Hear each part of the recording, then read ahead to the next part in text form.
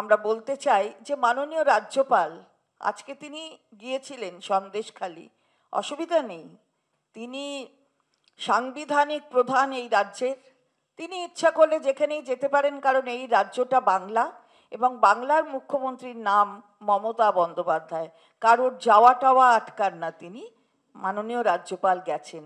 আমরা জিজ্ঞাসা করতে চাই এবং বিনয়ের সঙ্গে বলতে চাই যে একবার কিন্তু এই উত্তর দিনাজপুরের চেতনা গাছ এই জায়গাটাও কিন্তু দেখে আসতে হবে মাননীয় রাজ্যপালকে, কিভাবে বিএসএফ 4টে বাচ্চার ওপর মাটি চাপা দিয়ে তাদের মেরে ফেললো। এ ঘটনাটারও তো তদন্তের জন্য মাননীয় রাজ্যপালের যাওয়া উচিত। আমরা সেই আবেদন রাখতে চাই এবং আগামীকাল আমাদের এই ঘটনাটি নিয়ে বিভিন্ন জায়গায় বিক্ষোভ হবে। রাজ্যপাল, মাননীয় রাজ্যপাল, তার কাছেও আমাদের এই আবেদন থাকবে আগামীকাল, সেটা আমরা করব আমাদের দলের পক্ষ থেকে। চোপড়ায় ড্রেন সম্প্রসারণের কাজ করার সময় বিপত্তি, মাটি চাপা পড়ে 4 শিশুর মৃত্যু হয়েছে বলেই জানা যাচ্ছে এবং এই ঘটনায় এলাকায় উত্তেজনার সৃষ্টি হয়। বিএসএফ এর আওতায় ড্রেন সম্প্রসারণের কাজ করার সময় দুর্ঘটনা অভিযোগ করছে প্রশাসন, অন্যদিকে বিএসএফ দাবি করছে যে ড্রেনের কাজে কোনো ভূমিকা নেই। আরো বিস্তারিত জানবো, আমাদের প্রতিনিধি সুদীপ চক্রবর্তী আমাদের সঙ্গে টেলিফোন লাইনে রয়েছে। সুদীপ, ঠিক কি ঘটেছে, কি অভিযোগ? দেখো তোমাকে বলি, আজ দুপুরে কিন্তু এই ঘটনা ঘটে উত্তর দিনাজপুরের চোপড়া থানার তোমার চেতনাগঞ্জ গ্রামে। সেই গ্রামে কিন্তু যেটা স্থানীয় মানুষ জানাচ্ছেন, বিএসএফ সেখানে একটি নিকাশি নালা সম্প্রসারণের কাজ করছিল। সেই সময় স্থানীয় কিছু শিশু গিয়ে সেই সম্প্রসারণের কাজের মাঝে সেই ড্রেনের মধ্যে যে তারা খেলাধুলা করতে থাকে, এমন সময় নরম মাটি সেখান থেকে ধসে পড়ে 4 শিশু কিন্তু মাটির নিচে চাপা পড়ে যায়।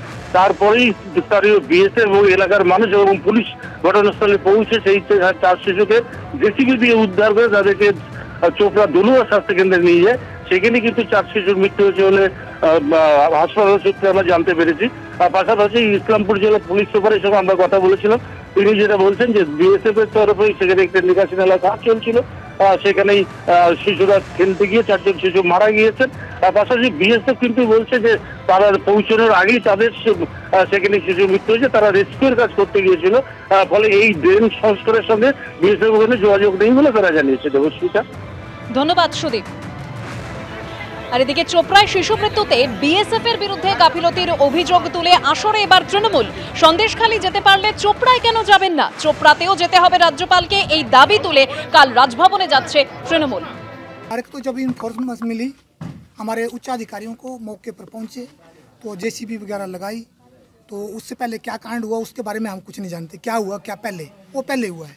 हमें तो इतना पता है कि जब हम गए तो जेसीबी लगाई और उसमें जो जेसीबी लगी और बच्चों को रेस्क्यू करके निकाला और हमारे उच्च अधिकारियों ने हमारे को बोला कि उनको चोपड़ा हॉस्पिटल ले जल्दी, और तुरंत हम यहाँ लाए। बस हम इतना ही जानते हैं। मौत मिट्टी जो है वो आप लोग अंडर में था क्या? नहीं, वो हमारे में थे, वो सिविलियन का है, तो जो कुछ था हमारा कुछ नहीं था उसमें, हमारा कोई रोल नहीं था उसमें। हम तो एक पब्लिक के नाते उसको मतलब सपोर्ट किया। 4টি শিশু 5 বছর থেকে 12 বছর বয়স, তারা একটি জায়গায় গিয়েছিল। জায়গাটা কি না, সেখানে বিএসএফ ড্রেন সম্প্রসারণের জন্য কাজ করছিল, খোঁড়া ছিল, ড্রেন খোঁড়া ছিল। সবচেয়ে আশ্চর্য কাণ্ড হলো 4টে বাচ্চা পড়ে গেল, কিন্তু বিএসএফ এর কেউ দেখতে পেল না। বিএসএফ এর কেউ দেখতে তো পেলই না, জেসিবি নিয়ে তাদের ওপরে মাটি ফেলতে শুরু করলো।